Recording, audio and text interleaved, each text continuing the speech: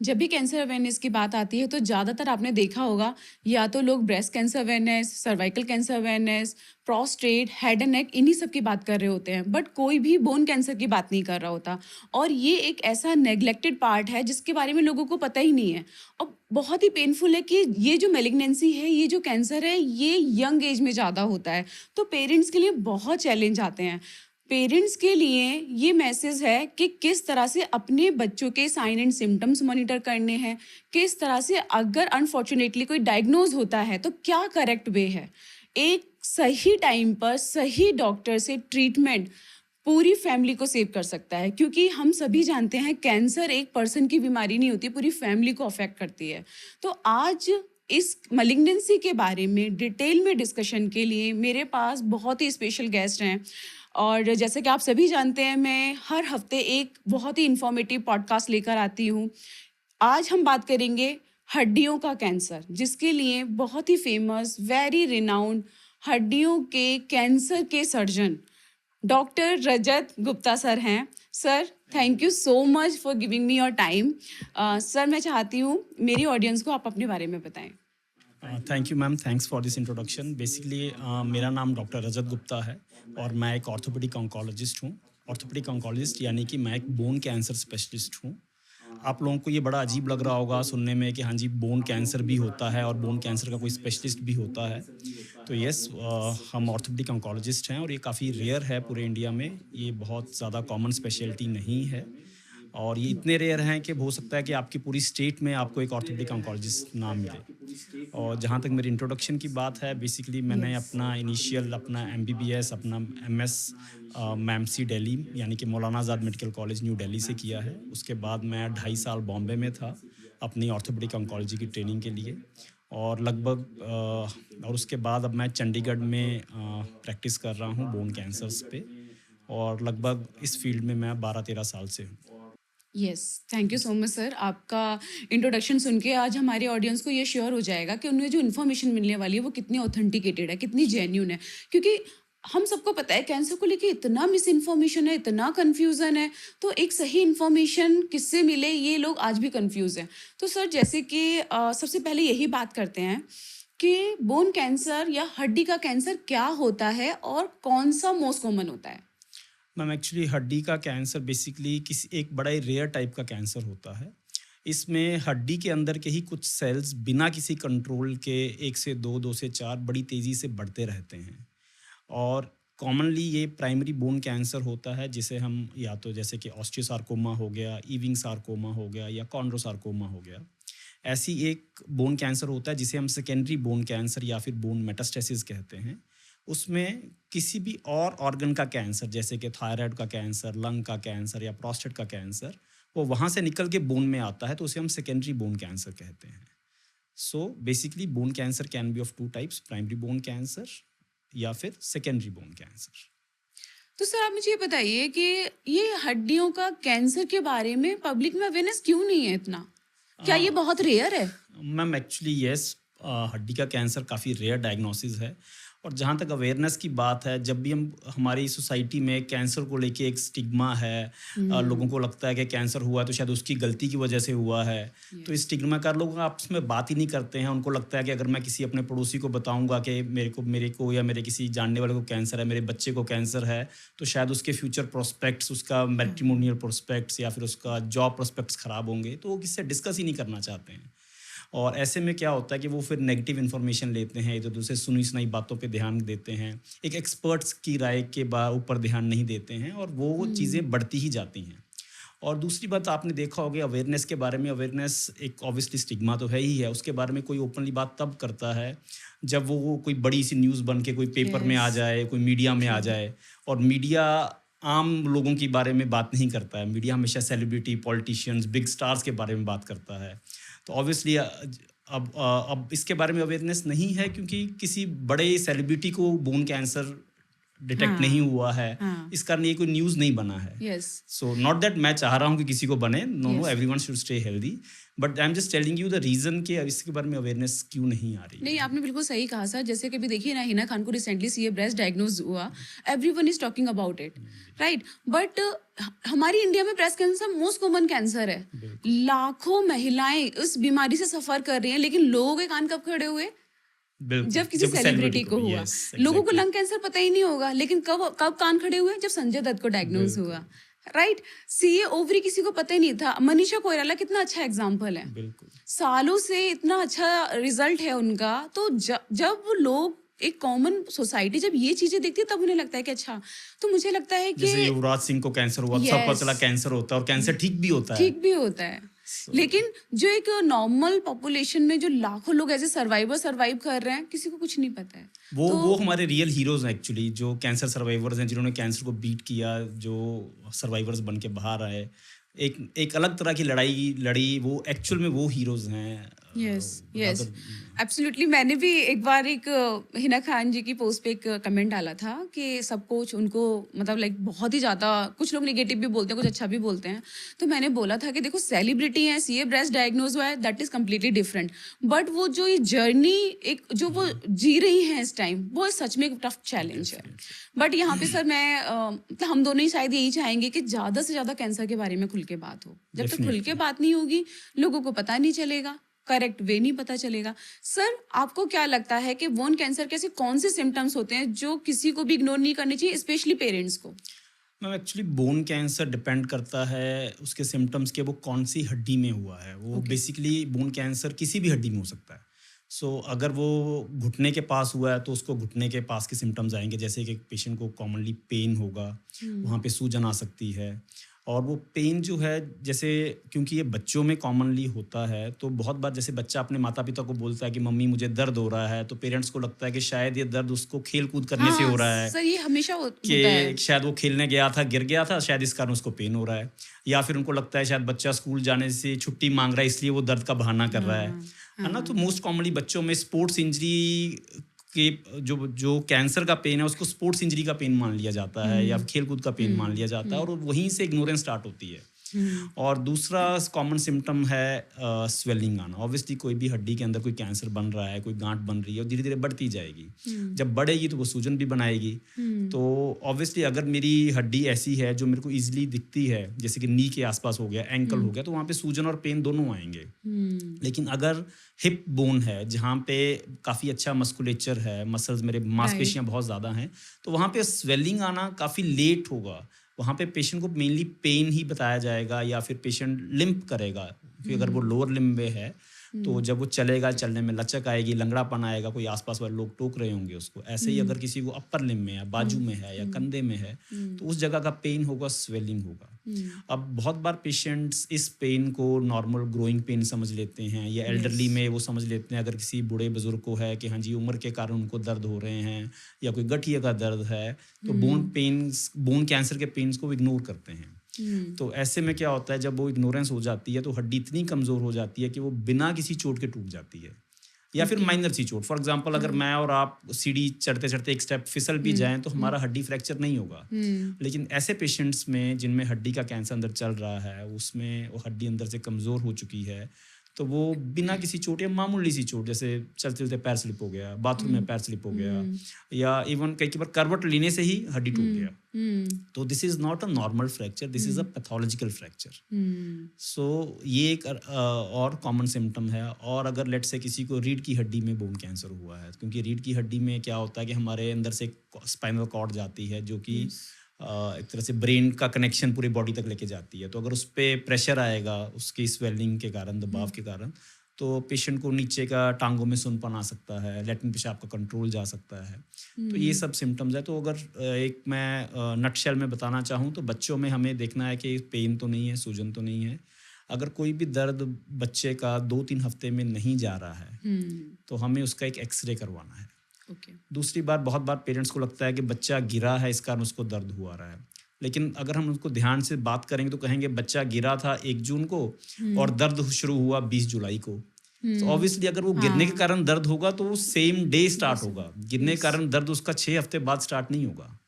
तो हमें ये ध्यान देना है। ऐसे कोई एल्डरली में अगर कोई पेशेंट पेन बताता है तो हमें उसको एज रिलेटेड पेन समझ के उसको इग्नोर नहीं करना है। हुँ, कोई भी अनएक्सप्लेन्ड पेन अगर समय के साथ बेटर नहीं हो रहा है, um, after taking adequate um, rest, adequate treatment, अगर वो बेटर नहीं हो रहा है, then we must get a plain X-ray done. एक ऑर्थोपेडिक सर्जन से मिलें और एक एक्सरे करवाएं, और वहाँ ओके, से एक एक्सरे, बेसिकली हमें लगता है कि एक्सरे तो हर गली नुक्कड़ में हो जाता है, तो हमें लगता है कि एक बड़े बड़े टेस्ट स्कैन्स करवाने चाहिए। ऐसा नहीं है। एक प्लेन एक्सरे में हमें बहुत इन्फॉर्मेशन मिल जाती है। ये बड़ा ही अच्छा स्क्रीनिंग टूल है। तो हुँ। हम पेशेंट्स को ऐसे इग्नोर नहीं करना चाहिए और उनको अपने पेन स्वेलिंग को इग्नोर नहीं करना चाहिए। राइट, मुझे मुझे याद है वो एमबीबीएस वाले दिन जब हमारे प्रैक्टिकल्स होते थे, एक्स-रे दिखा-दिखा के पूछा जाता था, हाँ बताओ जी। कौन-सा बोन कैंसर है? तो एक्स-रे इज़ मुझे वेरी नहीं गुड पता था कि उस मॉडलिटी। टाइम पे वो एक्सेस में सारी उम्र वही रीड कर रहा होऊंगा, बट यस, यस, हाँ, X-ray gives more information to us than maybe MRI. Yes, for yes. Initial information, obviously MRI का, मैं ये नहीं कह रहा कि एमआरआई का रोल नहीं है। हुँ, एमआरआई का हुँ, अपना इंपॉर्टेंस है, उससे हमें हुँ, अलग चीज़ें पता चलती हैं। बट एक हुँ, बेस सॉरी, एक बेसिक टेस्ट जो हर जगह अवेलेबल है और बहुत ही सस्ता, और 200-300 रुपये हुँ, में हर जगह में हो हुँ, जाएगा, हुँ। तो वो that is a very good screening tool. और सर आपने ये बहुत अच्छी बात बताई क्योंकि जनरली मैंने देखा है ये इग्नोर्ड होता है। अगर कुछ प्रॉब्लम हो रही है ना, मेडिसिन्स लेते रहेंगे, दिखाते रहेंगे, लेकिन एक्स-रे बोल दिया तो गायब, यस। है ना? इन्वेस्टिगेशन कोई नहीं हल्दी कराना का चाहता दूध है। पी लो, अपना कुछ लेप लगा लो, वॉलनी हाँ, स्प्रे, कोई भी मार्केट से लेके मतलब स्प्रे जेल लगा लिया। राइट, मतलब आप करिए लेकिन एक बार रूल आउट कर लीजिए, बिल्कुल। क्योंकि हम सभी जानते हैं early detection is cure. Actually ma'am होता क्या है ना, अगर 100 लोगों को ऐसा दर्द हो रहा होगा तो 100 में से 1 या 2 को ये कैंसर होगा। यस। लेकिन अगर मैंने वो 1 या 2 पकड़ लिए जल्दी, तो उनका सर्वाइवल बहुत अच्छा हो जाएगा, उनका आउटकम बहुत हम्म, अच्छा हो जाएगा। तो हम्म। मुझे इसीलिए मैं ये नहीं कह रहा कि हर एक को जाके बड़ी-बड़ी इन्वेस्टिगेशंस करवानी है, एमआरआई करवाना है, कुछ पेट स्कैन करवाना है। आपको एक सिंपल एक्सरे करवा के रूल आउट कर लेना है। सिंपल। अच्छा सर, ऐसा कुछ स्पेसिफिक कॉज है जो पेरेंट्स को या फिर घर के मेंबर्स को या सोसाइटी को पता होना चाहिए कि ये कॉज होते हैं बोन कैंसर के? हाँ, मैम एक्चुअली क्या है, जैसे हम कैंसर के बारे में बात करें, जो कॉमन कैंसर है, लेट्स से लंग कैंसर, सबको हम्म। पता है कि स्मोकिंग कॉजेज लंग कैंसर, है ना, या yes, tobacco causes oral cancers. Yes. So unfortunately bone cancers का कोई नोन साइंटिफिकली प्रूवन कॉज नहीं है हम्म, मेजॉरिटी ऑफ पेशेंट्स में। तो अगर किसी के बच्चे को बोन कैंसर हुआ है, किसी के बच्चे को ऑस्टियोसार्कोमा, इविंग सार्कोमा, कोई भी तरह का बोन कैंसर है, हम्म। तो ऐसा नहीं है कि उस बच्चे ने कुछ गलती किया है या पेरेंट्स ने कुछ गलती किया है या उसका लाइफस्टाइल चेंज करने से ये बच सकते थे, या फिर अगर वो पिज़्ज़ा बर्गर नहीं खाता तो बच सकते थे, ऐसा नहीं है। हम्म। अब क्योंकि ये बच्चों में होता है, इविंग सार्कोमा तो 5 साल तक के बच्चे में हो जाता है। तो 5 साल के यस। बच्चे की इतनी उम्र ही नहीं हुई कि अपना लाइफस्टाइल कुछ खराब कर पाए। राइट, तो मतलब सिन समझना या फिर कर्स करना या हुँ, गिल्ट में रहना ये नहीं करना है। बिल्कुल भी बाकी नहीं। अदर बीमारी की तरह कैंसर भी एक बीमारी है, कैंसर एक बीमारी है और किसी को भी हो सकता किसी है। को भी हो किसी भी सकता उम्र है। में हो सकता है, किसी को भी हो सकता है। तो पेरेंट्स को ये बिल्कुल भी गिल्ट नहीं लेना है कि भई उन्होंने कुछ गलत किया, उनकी परवरिश में कोई कमी रहेगी कि जिस कारण उस बच्चे को ये कैंसर हुआ है, ऐसा नहीं है। ऐसे ही एल्डरली में भी मेजॉरिटी ऑफ पेशेंट में रीज़न्स नहीं हैं। हाँ, कुछ है, कुछ प्रीडिस्पोजिंग कंडीशंस होती हैं। फॉर एग्ज़ाम्पल किसी को अगर किसी कारण से रेडिएशन मिला हो पहले, हुँ, तो ऐसे पेशेंट में थोड़ा-सा रिस्क बढ़ जाता है बोन कैंसर होने का। कुछ राइट, जेनेटिक सिंड्रोम्स भी होते हैं, बट वो इतने रेयर हैं कि उसके बारे में ज़्यादा डिस्कस करने का मुझे लगता है ज़रूरत नहीं है। राइट। मतलब मुझे ऐसा लग रहा है कि सर जब मैक्सिमम टाइम लोग जब आपकी ओपीडी में आते होंगे, तो पेरेंट्स आई थिंक यही गिल्ट आपके सामने बोलते होंगे कि मैम पता नहीं हमने कौन से पाप किए, हमारे बच्चे को ये हो गया, right? Yes, exactly ma'am, actually ये इतना स्टिग्मा है कि लोग इस बारे में बात नहीं करना चाहते हैं। और होता क्या, पेरेंट्स में रूम में आएँगे, डॉक्टर साहब, सबसे कॉमन सवाल यही है, ये क्यों हुआ? तो हुँ, मैं उनको यही बोलता हूँ कि अगर मुझे पता होता, अगर लेट्स से आपको पता होता कि आपके बच्चे को 1 साल बाद या 2 साल बाद ये कैंसर होने वाला है, तो क्या मैं 2 साल पहले उसका कुछ चेंज कर सकता था? Answer is right, no. No. But yes, अगर पता होता तो क्या हम चेंज कर सकते थे? हम जल्दी डॉक्टर के पास पहुँच जाते। हुँ, अगर जब भी जैसे ही मेरे बच्चे ने पेन बताया, मैं तुरंत डॉक्टर के पास पहुँच गया। तो हुँ, हमें अर्ली डिटेक्शन पे फ़ोकस करना है, क्योंकि हम इसको प्रिवेंट करने का कोई ज़रिया नहीं है, कोई ऐसा नोन कॉज़ेटिव फैक्टर नहीं है। हुँ। तो हमें इसको जल्दी से जल्दी डिटेक्शन पे ही फ़ोकस करना है। ओके, अब हम जब डिटेक्शन की बात कर रहे हैं, तो सबसे बड़ी बात सर यही आती है कि किसी को सिम्पटम्स आए, डॉक्टर को दिखाया, कोई भी मुझे नहीं लगता कोई भी इवन मैं भी नहीं चाहूँगी ऐसे कभी कुछ हुआ तो सीधे मैं ऑन्कोलॉजिस्ट के पास जाऊँ। हम बिल्कुल, जाते हैं रेस्पेक्टिव डॉक्टर के पास, बिल्कुल। फिजिशियन के पास या ऑर्थोपेडिशियन के पास या फिर किसी भी सर्जन के पास। एक्स-रे कराया, उसमें कुछ डाउटफुल हुआ। उसके बाद का जो नेक्स्ट स्टेप है वो क्या है और कहाँ पे वो गलती होती है? मेजर गलती आई थिंक वही उसी लेवल पर होती है। एक्चुअली यस मैम, बहुत बार क्या होता है कि एक्स-रे में वो डिटेक्ट हो जाता है, बट जिस डॉक्टर के पास वो जाते हैं शायद उनका उतना ऑन्कोलॉजी में एक्सपीरियंस नहीं होता, जैसे आपने बात की अभी एमबीबीएस में वो एक्सेल में यस पढ़ाए जाते थे, यस तो वो या तो उसको नॉर्मल मार्क कर देते हैं कई बार, या कई बार बड़े सटल से चेंजेस होते हैं जो कि इग्नोर हो जाते हैं। रादर हमें कोरिलेट करना चाहिए। जब भी आपको डाउट हो एक्सरे पे, ऑब्वियसली एक सिनेरियो है कि आपको ऑब्वियसली दिख गया कि इसमें कैंसर है, दूसरा सिनेरियो ये है कि आपको डाउट हो रहा है। अगर आपको डाउट हो रहा है तो आप 3 हफ्ते बाद उसका दोबारा एक्सरे करवाइए, ओके पेशेंट को दोबारा मिलिए, आप देखिए कि क्या उसके सिम्टम्स बेटर हो रहे हैं या क्या उसका एक्सरे बेटर हो रहा है। ऑब्वियसली अगर वो कैंसर है बिना इलाज के अपने आप बेटर नहीं होगा। और दूसरा सिनेरियो है कि उसमें एक्सरे में ऑब्वियसली नज़र आ रहा है कि उसको किसी ना किसी प्रकार का कैंसर है। तो दोनों ही सिनेरियोज में उसके नेक्स्ट स्टेप होता है हमें उसका पेशेंट का एमआरआई करवाना है। ओके एमआरआई आम भाषा में जिसे हम रंगीन एक्सरे भी कह सकते हैं।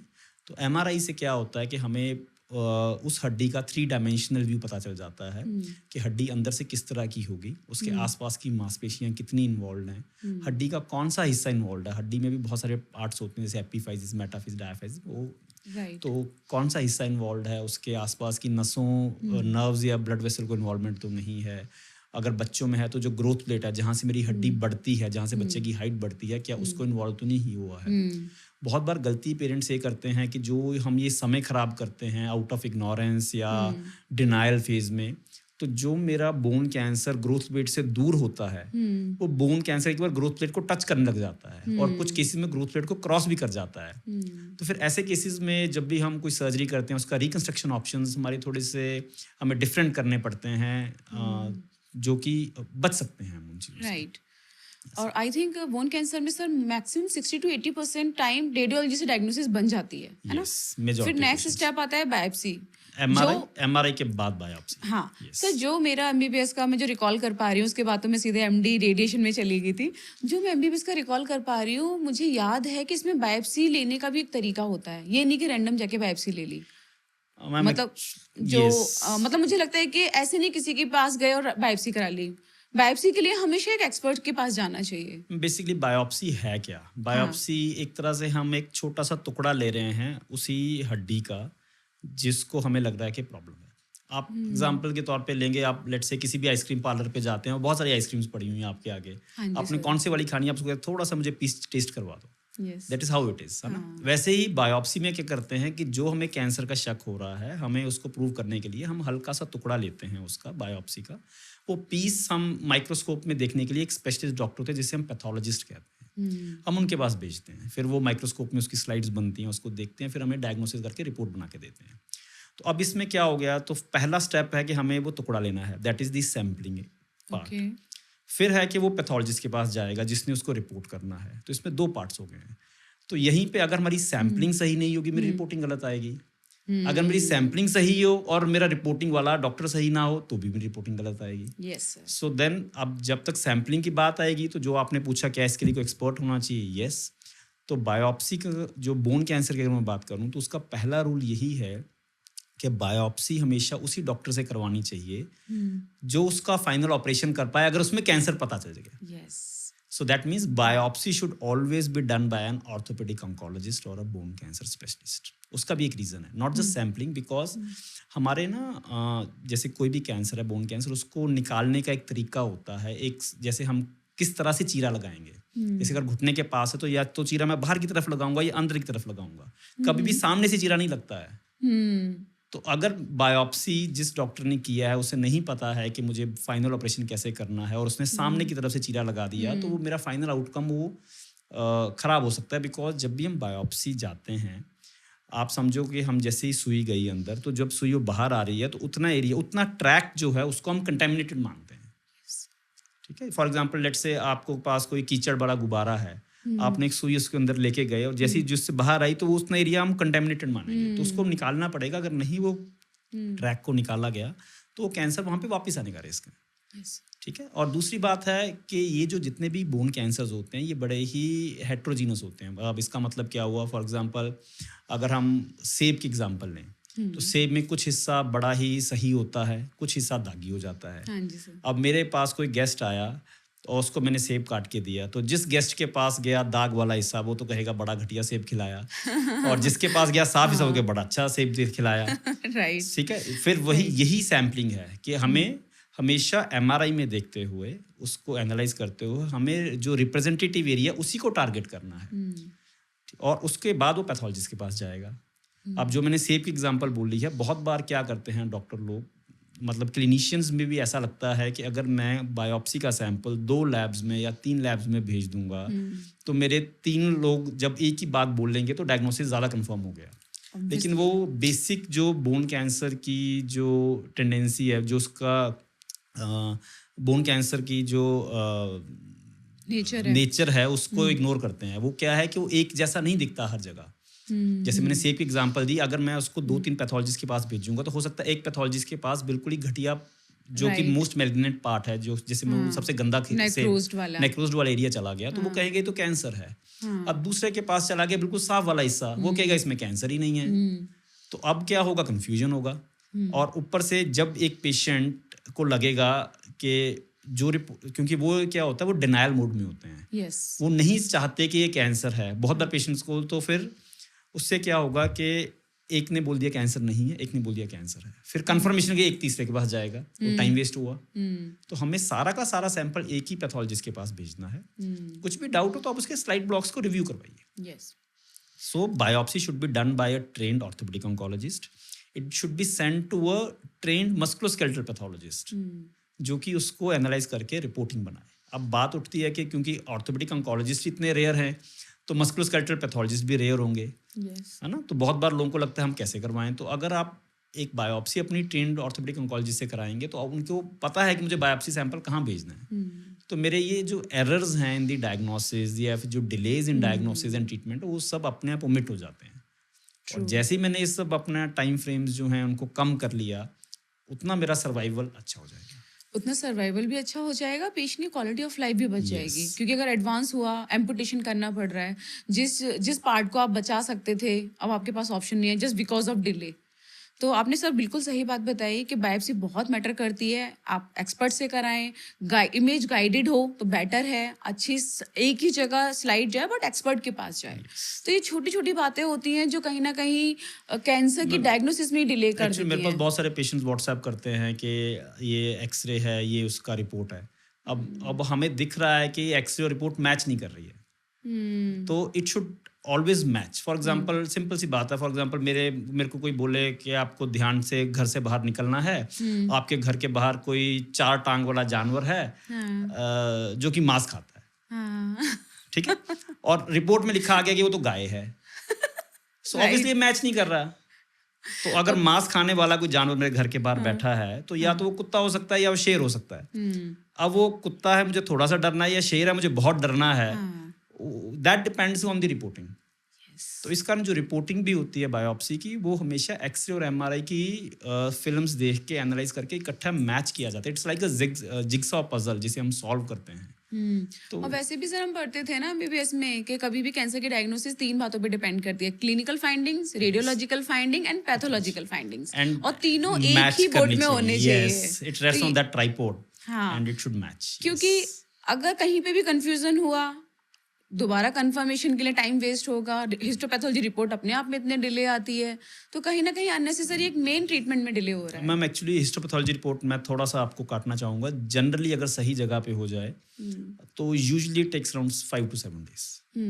बहुत होता क्या है ना, बहुत बार रिपोर्ट्स लेट इसलिए आती हैं क्योंकि या तो वो हॉस्पिटल जहाँ से वो कराया जा रहा है उनके पास इतना ज़्यादा लोड है पेशेंट्स का कि टाइम ज़्यादा लगता है। Yes sir. बट मुझे लगता है कि हर पेशेंट के लिए, क्योंकि बोन कैंसर का पेशेंट है, टेक्निकली तो एवरी डे कैंसर बढ़ रहा है टेक्निकली, है ना। बिल्कुल। So what I feel is कि हमें हर दिन बचाना है पेशेंट का।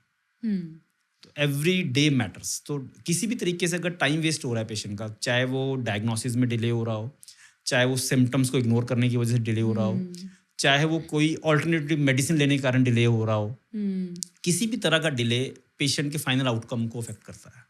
तो हमें डिले नहीं करना है। और generally biopsy report 5 to 7 days में आ जाती है, और कई बार हमें स्पेशल टेस्ट करने पड़ते हैं जिसे हम इम्यूनोहिस्टोकेमिस्ट्री कहते हैं। तो दैट में टेक अनदर 2 to 3 days, मतलब maximum 5 to 10 days is the time. और वो टाइम भी हम वेस्ट नहीं करते हैं। जो 5 to 10 days का टाइम होता है वो टाइम हम यूटिलाइज करते हैं for preparing the patient for the battle ahead. For the journey head. For example उसको कीमोथेरेपी करना है तो उसको उससे पहले हमें पेशेंट को तैयार करना है, उसके ब्लड टेस्ट वगैरह करने हैं। अगर हमें सस्पेक्ट कर रहे हैं कि कैंसर है तो हमें उसको स्टेज करना है एंड ऑल दिस थिंग्स। तो ऐसा नहीं है कि वो 5 to 7 डेज का टाइम वेस्ट हो रहा है पेशेंट का। राइट। सर, जैसे कि आप इतने सालों से सिर्फ बोन कैंसर्स की सर्जरी करते आ रहे हैं, I think more than 1 decades, right? Yes. तो आपने कुछ किसी पर्टिकुलर टाइप के बोन कैंसर में चेंज देखा है पैटर्न में कि कौन सा ज़्यादा होने लगा है, या कुछ एज में वेरिएशंस आ रहे हैं कुछ, मतलब लाइक आई मीन नहीं, कुछ 10 इयर्स की जर्नी में क्या चेंजेस आपने देखे हैं? मैम ऑनेस्टली स्पीकिंग मेरे को लगता है कि जो प्रॉब्लम 10 साल पहले थी वैसी प्रॉब्लम 10 साल बाद भी है। अवेयरनेस पहले भी okay. नहीं थी, अवेयरनेस अब भी नहीं है। यस, मैंने अपना कुछ यूट्यूब चैनल स्टार्ट किया था लगभग 5-6 साल पहले।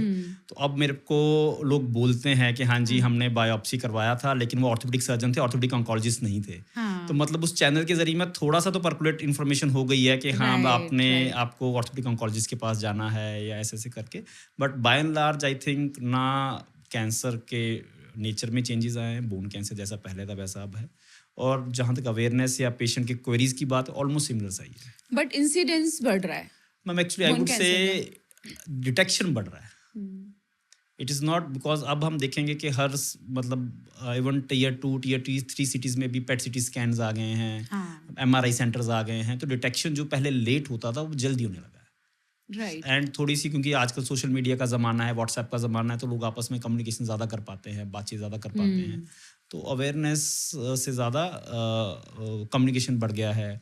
तो इस कारण मुझे लगता है इंसिडेंस तो वैसा सही है बट डिटेक्शन बढ़ा है। Yes. मुझे लगता है ना सर, अवेयरनेस और भी ज़्यादा अच्छी हो सकती है। सभी लोग एफर्ट्स ले रहे हैं, ऑन्कोलॉजिस्ट तो अब काफ़ी बढ़ चढ़ के हिस्सा ले रहे हैं। जैसे कि अब आप ही देखिए, आपने 5 साल पहले ही अपना यूट्यूब चैनल शुरू कर दिया।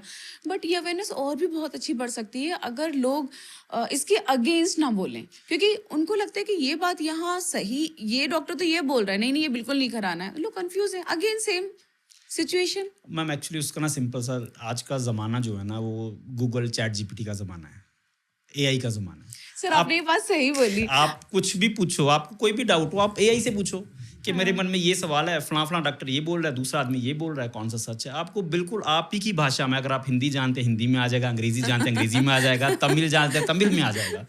तो इसमें तो और आजकल तो लिखना भी जरूरत नहीं है, बोल के भी आपको और पता चल जाएगा। हाँ, नहीं ये बात आपने बिल्कुल सही कहा सर। लोग इतना ज़्यादा अपने डिफरेंट ट्रीटमेंट प्रोटोकॉल्स का वो करते हैं, दावा करते हैं।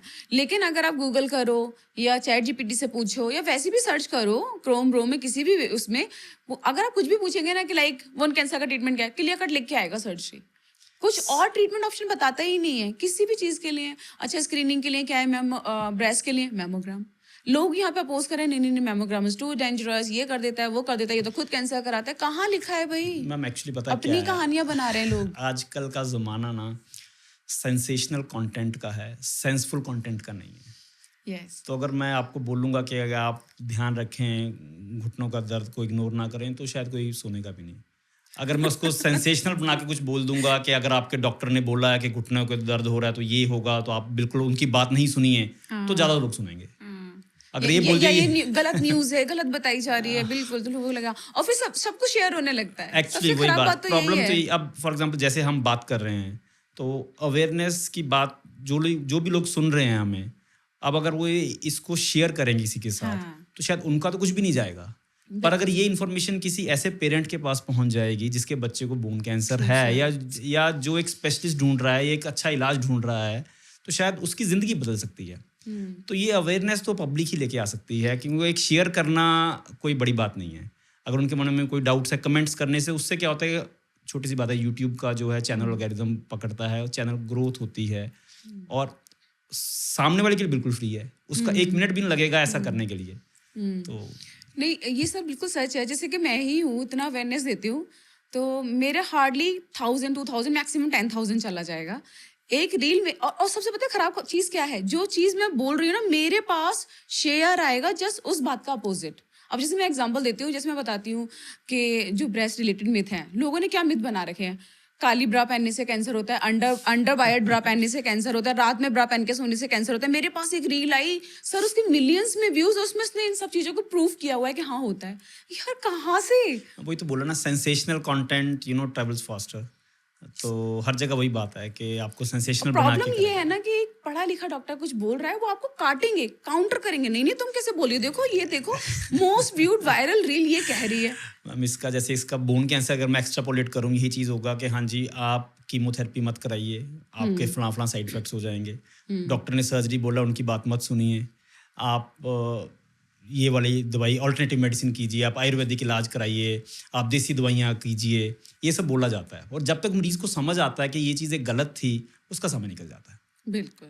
अब फॉर एग्जांपल अगर जो पेशेंट स्टेज 1 में देसी दवाइयाँ लेके स्टेज 4 तक पहुंच गया और जब वो स्टेज 4 में हमारे पास आया, हमारे पास कुछ बचा ही नहीं उसको कुछ करने के लिए, क्योर करने का ऑप्शन देने के लिए, तो पैलिएशन में चला जाता है या फिर पेशेंट ऑब्वियसली कैंसर की जंग हार जाता है। तो ऐसे में बदनामी एलोपैथिक डॉक्टर की होती है क्योंकि वो स्टेज 4 कैंसर के पेशेंट को ठीक नहीं कर पाया, लेकिन जिसने उसको स्टेज 1 से स्टेज 4 तक ले आया उसके बारे में कोई बात ही नहीं करता।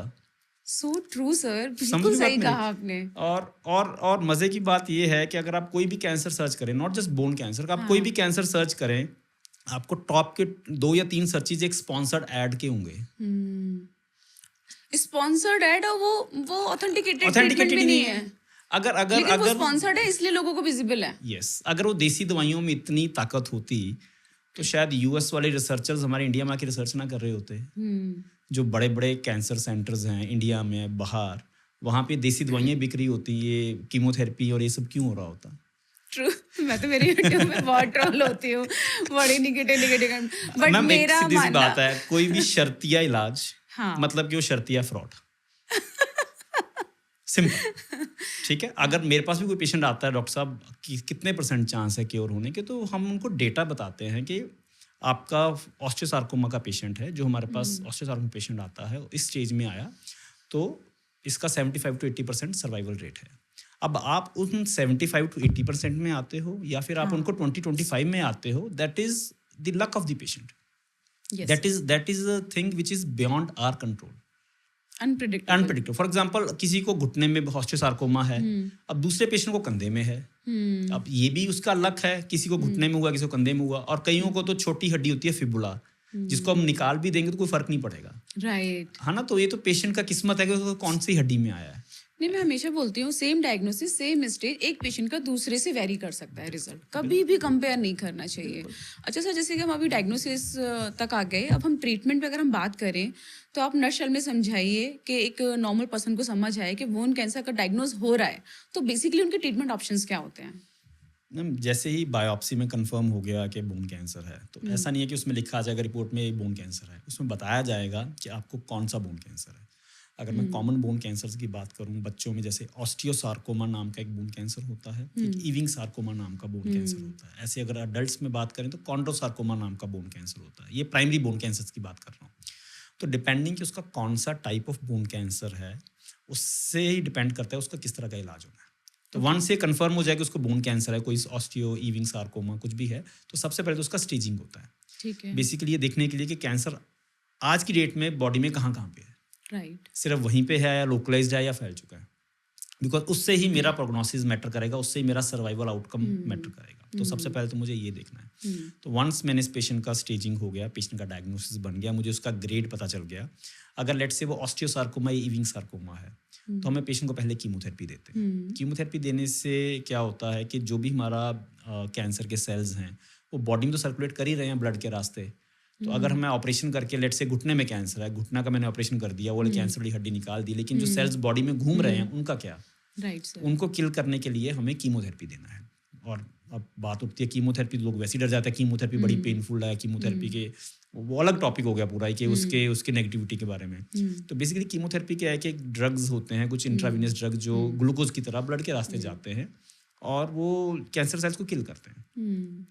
और जैसे ही थोड़ा सा इविंग या ऑस्टियोसार्कोमा बात करिए, 2-2.5 महीने का या 3 महीने का कीमोथेरेपी देने के बाद पेशेंट का सर्जरी करते हैं। सर्जरी में हम कैंसर वाली हड्डी निकाल देते हैं और उसकी जगह डिपेंडिंग ऑन कि उसका किस बोन में इन्वॉल्वमेंट है, हम कोई ना कोई रिकंस्ट्रक्शन ऑप्शन चूज़ करते हैं, जो कि ओके। कई बार आर्टिफिशियल हड्डी होती है, जैसे हम मेगा प्रोसेसिस कहते हुँ, हैं। हुँ, हुँ। कई बार उसी हड्डी को हम रेडिएशन करके, हाई डोज रेडिएशन करके, आपको तो हुँ, पता है ईसीआरटी करके, हम उसी को वापस लगा देते हैं। वो इतनी हुँ, ज़्यादा स्ट्रॉन्ग रेडिएशन होती है कि उसमें कुछ भी नहीं बचता। हुँ, और कुछ पेशेंट्स में हम कहीं और से हड्डी लेके, अब जिसे हम बोन ग्राफ्टिंग कहते हैं, वो यूज़ कर लेते हैं।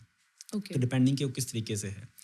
और once that surgery is done, उसके बाद फिर से पेशेंट को कीमोथेरेपी लगता है, अगर मैं ऑस्टियो इविंग्स की बात करूँ। ओके। ऐसी एक बोन कैंसर जिसे हम कॉन्ड्रोसार्कोमा कहते हैं, उसमें ना ही उसमें कीमोथेरेपी काम करती है हुँ, और ना ही उसमें रेडिएशन थेरेपी काम हुँ, करती है। उसमें सिर्फ और सिर्फ सर्जरी करते हैं। हुँ, तो ऐसा नहीं है कि सर्जरी कर दिया और कैंसर ऐसे कुरेद दिया और कैंसर बाहर आ गया, नहीं। जब भी हम सर्जरी करते हैं, उसको एक पीस में निकालना होता है। उस जो कैंसर वाली हड्डी के साथ साथ हमें नॉर्मल टिश्यू, नॉर्मल मसल हुँ, निकालना होता है, एक हेल्दी लेयर ऑफ टिश्यू निकालना होता है। हुँ, बिकॉज कैंसर के उस हेल्दी लेयर में भी ट्यूमर के सेल्स हो सकते हैं, यस। तो हम एक हेल्दी लेयर को निकालने के बाद ही जिसे हम मार्जिन्स कहते हैं। हुँ, तो जो हम पहले बात कर रहे थे कि कौन इसकी बायोप्सी करे या कौन इसकी सर्जरी करे, वो यही कंसेप्ट ऑफ मार्जिन्स जो है, हुँ, यही एक डिफरेंशिएट करता है एक सर्जरी एक ऑर्थोपेडिक ऑन्कोलॉजिस्ट ने की है या फिर हुँ, एक सर्जरी ऑर्थोपेडिक सर्जन ने की है। Yes. So that is how it sir, ये इज। छोटी-छोटी बातें होती हैं, लेकिन सोचिए कितना मेजर इम्पैक्ट डाल यस, सकती हैं।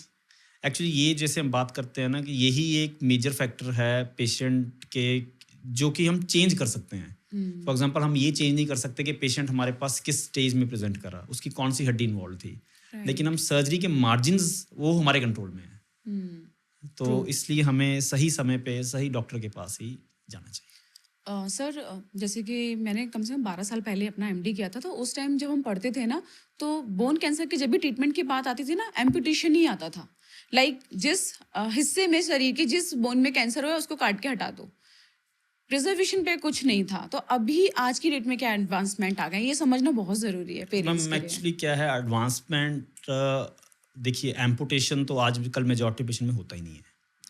मोर आज देन की डेट में। 90% ऑफ द पेशेंट्स में हम लिम्ब सैल्वेज कर सकते हैं। वाओ! ठीक है, वो 90% 10% क्यों बोल रहा हूँ, क्योंकि हाँ। अगर किसी पेशेंट का बाहर कहीं गलत ऑपरेशन हो गया है, हुँ, तो उसने सारा का सारा एरिया कंटेमिनेट हो गया है। लेट्स से उसने ऐसी जगह हुँ, से बायोप्सी कर दिया कि जो मेन खून की नस है वहीं पे कैंसर फैल के बाहर आ गया है, तो राइट। ऑब्वियसली नहीं हो पाएगा। ठीक है, सो मेजॉरिटी पेशेंट में लिम्ब सैल्वेज पॉसिबल है। हाँ, आज की डेट में भी बहुत सारे ऐसे पेरिफेरी में ऐसे सेंटर्स हैं जहाँ पे अवेयरनेस नहीं है। जैसे आपने बोला कि आप 12 साल पहले एमडी में आपको बताया गया, तो जो लोग उस टाइम पे निकले होंगे और हुँ, जो आज की डेट में प्रैक्टिस कर रहे हैं, जिनको अवेयरनेस नहीं है या जो हुँ, लेटेस्ट एडवांसमेंट जिनको नहीं पता, तो आज हुँ, की डेट में भी वो एम्पुटेशन ही सजेस्ट करेंगे, हुँ।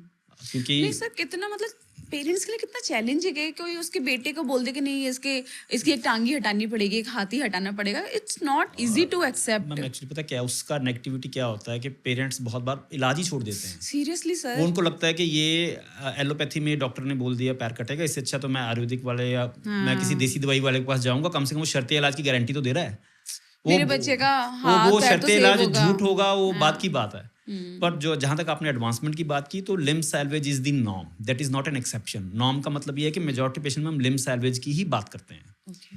तो वो लिम्ब सैल्वेज के कुछ पैरामीटर्स होते हैं कि जो उसमें सबसे इम्पोर्टेंट होता है कि पेशेंट कितना पहले कुछ गलत इलाज तो नहीं हुआ, पहले कोई गलत सर्जरी तो नहीं हुई। बहुत बार क्या होता है कि एमआरआई की रिपोर्ट में लिखा हुआ है इन्फेक्शन, 12 साल का बच्चा है, घुटने में दर्द था, हुँ, एमआरआई में लिख दिया इन्फेक्शन, किसी ने इन्फेक्शन समझ के उसको चीरा मार दी हड्डी साफ करने के लिए, बाद में आ गया कैंसर। तो सारा का सारा वो एरिया कंटेमिनेट हो गया, मतलब कि सारा का सारा एरिया वो कैंसर सेल से वो भर गया वो। बट सर ये मतलब काइंड ऑफ ऑस्टियोमाइलाइटिस हुआ या बोन एब्सेस हुआ, तो ये तो मतलब आई थिंक कॉमनली प्रेजेंट होता ही है। वही बात है ना कि कॉमनली हर एक को लगता है कि बोन एब्सेस ही होगा। हाँ, अगर मेरा पेशेंट 20 साल से कम उम्र का है, जिसमें कैंसर का इंसिडेंस ज़्यादा है, इविंग सार्कोमा, ओके। ऑस्टियोसार्कोमा का, तो तो हमें सेकंड थॉट ये रखना रखना है। चाहिए। और अगर वो इन्फेक्शन भी है लेट्स से, हुँ, तो why not put in a needle. सबसे पहले एक बायोप्सी का सुई डालिए, हुँ, उसका एक टिश्यू लीजिए, हुँ, उसको टेस्टिंग के लिए भेजिए, उनको बोलने दीजिए इन्फेक्शन है, उसके बाद हुँ, आप कीजिए। हुँ, राइट। इतनी जल्दी क्या है? हुँ, मतलब जस्ट मेक श्योर कि जो ये बोला जा रहा है, जिसका आप ट्रीटमेंट कराने जा रहे हो, वो वही हो। ऑब्वियसली मैम होता क्या है ना, एमआरआई पे हमें हमें आइडिया मिल सकता है कि ये चीज़ें हो सकती हैं। अब जस्ट बिकॉज कि वो रिपोर्ट प्रिंट होके आ गई है, दैट डज नॉट मीन कि वो that is the final verdict. अब क्योंकि जो रिपोर्ट कर रहा है he is also human being, right sir. जो रेडियोलॉजिस्ट, अगर जैसे मैंने पैथोलॉजिस्ट की बात की थी, मस्कुलोस्केलेटल पैथोलॉजिस्ट, उस तरह मस्कुलोस्केलेटल रेडियोलॉजिस्ट भी होते हैं कि जो बोन ट्यूमर्स को ही देखते हैं। But then that is okay, वो हर जगह अवेलेबल नहीं है, तो दैट हाँ। इतना स्पेशलाइजेशन हर फील्ड में मिलना मुश्किल है आपको, अगर मैं किसी भी पेशेंट की बात करूं। बट क्रक्स ये है कि आपका कोई भी बड़ा ऑपरेशन, कोई भी ऑपरेशन होने से पहले आपको एक सुई से उसको एक टिश्यू, एक टुकड़ा लेके उसको टेस्टिंग के लिए भेजना है, कंफर्म करना है कि वो वही है। अब राइट। उसमें भी दो तरीके आ जाते हैं। बहुत सारी जगह पे आज की डेट में भी ऐसी फैसिलिटी अवेलेबल ही नहीं है कि वो नीडल से बायोप्सी करें। वो ओपन बायोप्सी करते हैं। ओपन बायोप्सी ऑब्वियसली चीरा लगेगा, टांके लगेंगे, दर्द ज़्यादा होगा, चलो ये सब तो फिर भी ठीक है, खर्चा भी ज़्यादा होगा, लेकिन इससे ज़्यादा क्या है कि वो कंटेमिनेशन बढ़ जाता है। हाँ। कंटेमिनेशन बढ़ने से कैंसर वापस आने का रिस्क बढ़ जाता है। So again to cut it short, वही बात आ जाती है कि बायोप्सी हमेशा बोन कैंसर स्पेशलिस्ट से कराओ, तो आप अपने आप इन सब चीज़ों से दूर हो जाएंगे। राइट। मुझे तो इतना पता है कि सर आज की डेट में भी इतना एडवांसमेंट हो चुका है, 2 टायर सिटीज़ में भी अब ट्रीटमेंट ऑप्शंस पहुंच चुके हैं, ऑन्कोलॉजी सेंटर्स खुल रहे हैं, पहले तो होते ही नहीं थे। तो कैंसर डायग्नोसिस के होने के बाद फैमिली मेंबर्स जो सच में ट्रीटमेंट कराना चाहते हैं वो कहीं भी जा सकते हैं। बिल्कुल। तो एक मैसेज तो मैं यही देना चाहूँगी कि प्लीज़ अगर आपके शहर में, आपके आसपास ये सुविधाएं उपलब्ध नहीं है और आपको एक सिटी से, एक स्टेट से दूसरे स्टेट में ट्रेवल करना पड़ रहा है, तो प्लीज़ जाइए, क्योंकि ये आपकी लाइफ का सवाल है।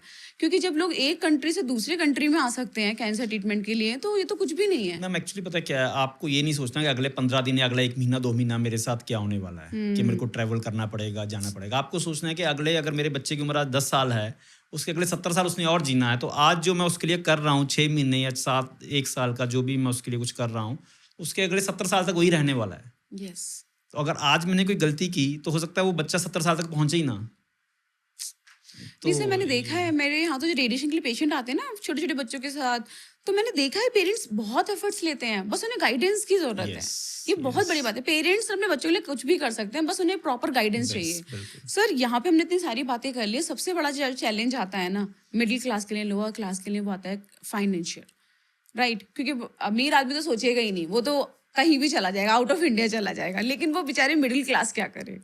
मैम इसमें 2 बातें हैं। पहले तो आपने बोला आउट ऑफ इंडिया चला जाएगा। मेरे को नहीं लगता कि आउट ऑफ इंडिया जाने की जरूरत है। हाँ, इंडिया में जो राइट। टेक्नोलॉजी है, जो हमारे पास जो हम काम करते हैं, जो मेडिकल ऑन्कोलॉजिस्ट हैं, सर्जन्स हैं, ऑर्थोपेडिक ऑन्कोलॉजिस्ट हैं, मेरे को लगता है शायद वो बाहर वालों से ज़्यादा अच्छा काम कर रहे हैं। उसका रीज़न क्या है?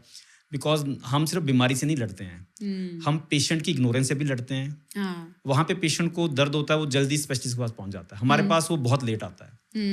हमें सिर्फ मरीज को नहीं समझाना होता, हमें उसके मरीज के दादा, नाना, चाचा, ताया सबको समझाना होता है कि ये करना है। हाँ, ठीक है, वहाँ पे इतना ट्यूमर आता है, हमारे पास इतना ट्यूमर आता है। तो मैं I am not boosting things, but because India की पॉपुलेशन ज़्यादा है और इंडिया में लैक ऑफ अवेयरनेस है, इस कारण मुझे लगता है कि वो हमें लगता है कि शायद बाहर कुछ अलग हो रहा होगा, ऐसा नहीं है। World wide same protocols follow होते सर हैं। यही क्वेश्चन मैंने ना लास्ट टाइम मेरे एक बहुत ही स्पेशल गेस्ट थे उनके साथ किया था, तो मैंने उन्हें यही बोला था कि सर लोगों को लगता है ना आउट ऑफ इंडिया बहुत अच्छा ट्रीटमेंट है, क्योंकि देखो सारे सेलिब्रिटीज कितना अच्छा कर रहे हैं, बाहर ट्रीटमेंट लेके आए, तो उन्होंने यही बोला कि डॉक्टर रेखा हम बाहर की कंट्री से भी ज्यादा अच्छा ट्रीटमेंट कर रहे हैं। बट वही चीज है एक्चुअली मैम कि हमारे पास प्रेजेंटेशन डिफरेंट है। यस, हमारी क्योंकि चैलेंजेस उनसे अलग हैं। हाँ। हमें बहुत चीज़ों से फाइट करना पड़ता है, इग्नोरेंस हो गया। अब पेशेंट जैसे आपने बोला ट्रैवल करने में मुश्किल है, तो अगर वो ट्रैवल करके आएगा, मिडिल क्लास का पेशेंट है या लोअर क्लास का पेशेंट है, राइट। अगर वो ट्रीटमेंट के लिए दूर जाएगा तो उसको अपने फाइनेंसिस सोचना है कि बाकी जो शाम को खाना कैसे खाना है ना। उसके लिए भी अब बहुत सारे लोग खर्चे से डर जाते हैं कि ये तो बहुत महंगा इलाज है। तो सबसे पहली बात, ऐसा नहीं होता है कि अगर आपको कोई एक्स अमाउंट, लेट से आपको 100 बोल दिया गया पूरा इलाज 100 रुपये का है, तो ऐसा नहीं कि पहले दिन ही आपने 100 रुपये जाके जमा करा देने हैं। आज आपकी कीमोथेरेपी स्टार्ट हुई, उसमें 2-4 रुपये लगे, फिर 3-4 हफ्ते बाद फिर कीमोथेरेपी हुई, उसमें फिर 2-4 रुपये लगे, ऐसे कर करके टिट्स एंड बिट्स में होता है, नंबर 1। दूसरा, आजकल इतने एनजीओज हैं जो कैंसर पेशेंट को सपोर्ट करते हैं, प्रोवाइडेड वो जेन्युइन पेशेंट हो। ऐसा नहीं है, कोई फेक नहीं है कि जस्ट बिकॉज वो अपनी सेविंग्स यूज नहीं करना चाह रहा तो उसको फंड्स मिल जाएगा। ऑब्वियसली जिसके पास सेविंग्स नहीं है तो उसके लिए एनजीओज बहुत सारी हैं, और ऊपर से आजकल तो प्रधानमंत्री मोदी जी का आयुष्मान योजना है, वो भी बहुत सारे सेंटर्स पे एक्सेप्टेबल होता है और पेशेंट्स को फायदा मिलता है। और सर स्टेट वाइज भी डिफरेंट फंड्स हैं, यूपी Definitely, वालों के लिए ma'am. सीएम फंड है, बहुत सारे फंड्स आ गए हैं, बहुत सारे हरियाणा हैं। गवर्नमेंट के अपने अलग फंड्स हैं। बस मैं मैं देखती हूँ पेशेंट को उसमें he must fall into that category of eligibility. बात ये है, अब कोई आदमी मेरे पास अगर थार गाड़ी में आएगा और उम्मीद करेगा कि उसको एनजीओ से फंड मिल जाए, तो वो तो गलत बात है। हाँ, बट ज़्यादातर स्कीम्स का बेनिफिट तो ऐसे ही लोग उठा रहे हैं। नहीं मैं उस पे कमेंट नहीं करूँगा, but whatever, so that is not in my domain, तो नहीं, ये अ, होता है सर, बहुत बार होता है। मैं तो खुद देखती रहती हूँ ना मेरे यहाँ क्या चल रहा है। बट एनीवे, हमारा काम है कैंसर पेशेंट्स का ज़्यादा से ज़्यादा सपोर्ट करना, हेल्प करना, और एटलीस्ट उनको मैसेज जाए कि बिल्कुल, अगर आप फाइनेंशियल क्राइसिस की वजह से ट्रीटमेंट नहीं लेना चाह रहे हैं, तो at least you should explore other options. बिल्कुल मैम। बहुत सारी एनजीओज़ हैं, बहुत सारी स्कीम्स हैं, बहुत सारे पैनल्स हैं मैम सर। एक्चुअली पता है, पेशेंट को, पेरेंट्स को अपने कंफर्ट ज़ोन से थोड़ा-सा बाहर निकलना पड़ेगा, अगर मैं बोन कैंसर की बात करूँ। ऐसा नहीं हो सकता कि आपके घर के पास ही आ जाए। मेरे पास बहुत सारे पेशेंट्स आते हैं, सर हम बिहार से बोल रहे हैं, हम झारखंड से बोल रहे हैं, अच्छा आपका तो बहुत दूर है सेंटर। तो हुँ, अब उसमें मैं उनको यही बोलता हूँ कि आपको एक बार आना तो पड़ेगा कि बच्चे के लिए। अब अगर मैं आपको, ये कैंसर का इलाज ऐसा नहीं है कि आपको मैं फ़ोन पे कोई दवा बूटी बता दूँ और आप खा लेंगे, ये कोई सर्दी जुकाम नहीं है। तो हुँ, ये एक सीरियस बिजनेस है जिसके हुँ, अपने कॉम्प्लिकेशन रेट्स भी हैं, अपने साइड इफेक्ट्स भी हुँ, होते हैं, तो उसका पूरा मॉनिटर करना ज़रूरी है। राइट। तो ये थोड़ा सा तो पेशेंट्स को एफर्ट लेना पड़ेगा, बट यस, ट्रीटमेंट तो इज सर, अवेलेबल। आप जैसे इतने साल से कैंसर पेशेंट ट्रीट कर रहे हैं, अभी तक आपके पास किस-किस टाइप के पेशेंट्स फ़ॉलो-अप में आते हैं? Just to motivate my audience कि उन्हें लगे कि भैया इसका इलाज है। मैम क्योंकि हम तो सिर्फ बोन कैंसर्स ही देखते हैं, तो ऑस्टियोसार्कोमा, इविंग सार्कोमा, कॉन्ड्रोसार्कोमा, लियोमायोसार्कोमा, जो भी जितने भी नोन बोन कैंसर्स हैं वो हम ट्रीट करते हैं, और पेशेंट्स वही फॉलोअप में आएंगे ऑब्वियसली जिनका मैंने इलाज किया होगा। काफ़ी लॉन्ग टाइम से फ़ॉलो-अप में आ रहे हैं। हाँ जी मैम, मेरे को अभी भी याद है, एक बच्चा मैंने ऑलमोस्ट 10 साल पहले ऑपरेट किया था। उसको बाहर का ऑब्वियसली एम्पुटेशन बोल दिया गया हाँ, था हाँ, एक बड़े अस्पताल में। हाँ। हाँ, सो उनका हमने उसको टिबिया बोन में था। हुँ, हमने हुँ, उसका ऑब्वियसली जैसे खर्चे का भी प्रॉब्लम था, हुँ, एनजीओ कैन किड्स हुँ, करके थी, उन्होंने उनको सपोर्ट किया। हुँ, वो कैंसर वाली हड्डी निकली, उसको हुँ, रेडिएशन के लिए भेजा, हुँ, ईसीआरटी किया, और हुँ। उसके बाद से उसको दोबारा लगाया। अब ही इज़ ऑलमोस्ट अब 10 साल से 10 ईयर सर्वाइवर है। अब मुझे अपने इंस्टाग्राम पे रील्स बना के भेज रहा होता है वो। वाओ! कभी अपनी शादी में गया है, उसकी रील्स बना के हाँ, भेज रहा है, सो दही वो सो देख के स्वीट। बड़ा अच्छा लगता है। हाँ। ऐसी एक और बच्ची आई थी मेरे पास अभी, उसका मैंने अभी पिछले महीने शायद वीडियो भी डाला था अपने चैनल पे। हुँ, तो हुँ, उसको एक अगेन बड़े मेडिकल कॉलेज में बोल दिया गया था कि उसके कंधे का जो है कैंसर है, तो उसका हुँ, हाथ कटेगा, हुँ, एंड क्योंकि उसको पैथोलॉजिकल फ्रैक्चर है। हुँ, अगेन जैसे मैंने बात में ना, लैक ऑफ अवेयरनेस, जो हुँ, जिसने पहले सुना हुआ कि कैंसर हड्डी का है तो एम्पुटेशन ही होना, तो वो वही आज भी वही बताएंगे। तो राइट, अब वो बच्ची उसी हाथ से पेंटिंग करती है, so sweet. You know. So वो छोटी छोटी दिक्कत, वो चीज़ें हैं, वो जब वो पेंटिंग उसी हाथ से लेके आएगी या मेरे हाथ से, वो हाथ से वो हैंड शेक करेगी उसी हाथ से, यू फील गुड। हाँ, सो बट देन ऑब्वियसली सबको पहले तो यही लगता है अब क्या होगा, हुँ, नेगेटिविटी नहीं, but once you start following things, once you start the journey, you get um. Through, and we are there to help you. Actually हम सभी ना बस एक वर्ड से बहुत डरते हैं, डेथ, बट ये भूल जाते हैं कि वो तो बहुत ही अनअवॉइडेबल ट्रुथ है और वो किसी का कभी भी हो सकता है। कैंसर पेशेंट से पता नहीं लोग क्यों इतना जोड़ लेते हैं, end of life, end of now declaration of death. ये चीजें जब तक नहीं हटेंगी ना, लोग इस चीज को एक्सेप्ट नहीं करेंगे। ना इट्स वही लाइक ए अवेयरनेस क्रॉनिक है। Disease, yes ma'am, and patient society has to accept this. और जहां उन्होंने एक्सेप्ट कर लिया, वहां कैंसर का सर्वाइवल भी उन्हें दिखेगा, ट्रीटमेंट भी उन्हें दिखेगा। और मैम असल में ना लोगों को बातचीत करना चाहिए एक दूसरे से कि ये चीज़, अच्छा मैंने आज सर, कोई नीचे। बातचीत, लोग इसके बारे में वर्ड नहीं सुनना चाहते। जब मैं लोगों को बताती हूँ I am cancer doctor, cancer specialist, तो गॉड बचाए भगवान हमसे। हाँ, ऐसा। इट्स एक्चुअली इससे सो पता क्या होता वियर्ड है, रिएक्शन। जैसे पेरेंट्स भी आएँगे मेरे कमरे में, जेट से मेरी ओपीडी, मैंने उनको बोलता हूँ मैं डायग्नोसिस के, आपके बच्चे को मुझे कैंसर लग रहा है। वो मुझे इशारा करेंगे और बच्चे को कमरे से बाहर भेज देंगे। हाँ, यू नो, तो और फिर बाहर बच्चे को भी लगता है कि पता नहीं मुझे ऐसा क्या हो गया कि मेरे माता-पिता मेरे से बात नहीं करना चाह रहे। यू नो, आज के बच्चे बड़े स्मार्ट हैं। हाँ, हर के हाथ में मोबाइल है। वो सीरियसली। अपनी चुपके से अपनी एमआरआई की रिपोर्ट पढ़ेगा, उसमें लिखा होगा ऑस्टियोसार्कोमा, उसे गूगल करेगा, उल्टा-पुल्टा देखेगा, सुनेगा, उसको लगेगा शायद मेरे कारण मेरे माता-पिता परेशान हो रहे हैं, और नेगेटिविटी आ जाएगी। वो खुद डिप्रेशन में चला खुद जाएगा और कि मुझे ऐसी बीमारी हो गई कि पेरेंट्स मेरे सामने बात नहीं कर रहे हैं, मुझे लोगों से छुपाना है क्या। और नेगेटिविटी आती है, फिर वो जब आप कैंसर से, अब बिना पॉजिटिव एटीट्यूड के आप कैसे जीतोगे? बिल्कुल। तो आपको पॉजिटिविटी तो रखना ही रखना है। अगर आप उनको बताओगे नहीं बच्चों को, तो उसका एंग्जाइटी बढ़ेगा ही बढ़ेगा। और होगा क्या, जब भी वो ट्रीटमेंट ले रहा होगा, उसके हाँ। बाजू वाले बेड में कोई ना कोई कैंसर का पेशेंट तो लेटा ही होगा। अगर लेट से उसका कीमोथेरेपी चलेगा, तो उसके बाल भी झड़ेंगे। हम्म। तो वो पूछेगा ही मेरे बाल क्यों झड़ रहे हैं, तो उसका क्या जवाब देंगे आप? हम्म। So true. पेरेंट्स को या हमें आपस में बताना चाहिए एक दूसरे को कि क्या हुआ है। Obviously according to the age, आप 5 साल के बच्चे को कैंसर नहीं समझा सकते, बट 12-13 साल के बच्चे को बता सकते हो कि क्या हुआ है या क्या करना है या क्या होने वाला है, so that he is prepared. और बहुत Actually- और मेरे पास ऐसे पेशेंट्स भी आते हैं, जो मैं अभी कंधे वाले पेशेंट की बात बता रहा हूँ, हाँ, जैसे वो लड़की अपने पेरेंट्स को समझा रही थी, नहीं पापा कुछ नहीं होगा, you so know, sweet. It all depends the हाँ। Mentality like. नहीं, मुझे ऐसा लगता है ना कि कोई भी सिचुएशन हो, अगर आप पॉजिटिव माइंडसेट के साथ फेस कर रहे हो ना, तो things becomes easy, right. And आपको कोई ऐसी बीमारी नहीं हुई कि आपको सोसाइटी से छुपाना है या हाइड करना ये है। कोई इट्स गलती वेरी नहीं है ना, ये अनप्रिडिक्टेबल, किसी की गलती गलती नहीं थोड़ी है, है किसी राइट। की, जिस दिन ये इट्स लोग just a bad luck. Right sir, जिस दिन ये सोसाइटी को समझ आ जाएगा ना, cancer will be like a chronic disease.